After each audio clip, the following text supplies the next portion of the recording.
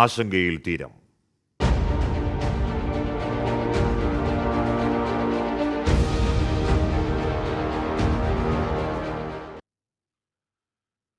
സംസ്ഥാനത്ത് കള്ളക്കടൽ പ്രതിഭാസത്തിന്റെ പശ്ചാത്തലത്തിൽ പ്രഖ്യാപിച്ച ഓറഞ്ച് അലർട്ട് തുടരുന്നു. വൈകിട്ട് 3:30 വരെ ഉയർന്ന തിരമാലയ്ക്കും കടലാക്രമണത്തിനും സാധ്യതയുണ്ട് എന്നാണ് സമുദ്രസ്ഥിതി പഠന ഗവേഷണ കേന്ദ്രത്തിന്റെ മുന്നറിയിപ്പ്.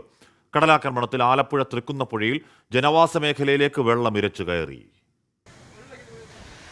കള്ളക്കടൽ പ്രതിഭാസത്തിന്റെ ഭാഗമായി കേരള തീരത്തും തെക്കൻ തമിഴ്നാട് തീരത്തും ഓറഞ്ച് അലർട്ടാണ്. ഇന്ന് വൈകിട്ട് 3:30 വരെ 1.5 മീറ്റർ വരെ ഉയരത്തിൽ ഉയർന്ന തിരമാലയ്ക്കും ശക്തമായ കടലാക്രമണത്തിനും സാധ്യതയുണ്ട്. മത്സ്യത്തൊഴിലാളികളും തീരദേശവാസികളും ജാഗ്രത പാലിക്കണം. കള്ളക്കടൽ പ്രതിഭാസത്തെ തുടർന്ന് ആലപ്പുഴ വളഞ്ഞ വഴിയിൽ നിരവധി വീടുകൾ തകർച്ചാ ഭീഷണിയിലാണ്. കോടികൾ ചെലവഴിച്ച് സ്ഥാപിച്ച ടെട്രോപോഡുകൾ കടലെടുത്തു. റോഡിൽ മണൽ നിറഞ്ഞതോടെ തൃക്കുന്നപ്പുഴ വലിയഴീക്കൽ റോഡിൽ ഗതാഗതം സ്തംഭിച്ചു. കടൽ ഭിത്തി സ്ഥാപിക്കണമെന്നാവശ്യപ്പെട്ട നാട്ടുകാർ പ്രതിഷേധിച്ചു.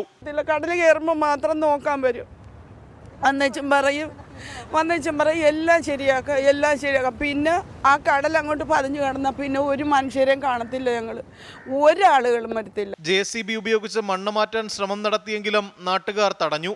ഉച്ചയ്ക്ക് ശേഷം വേലിയേറ്റ സമയത്ത് കടൽ കൂടുതൽ പ്രക്ഷുബ്ധമായാൽ ജനജീവിതം ദുസ്സഹമാകും. 24 തിരുവനന്തപുരം.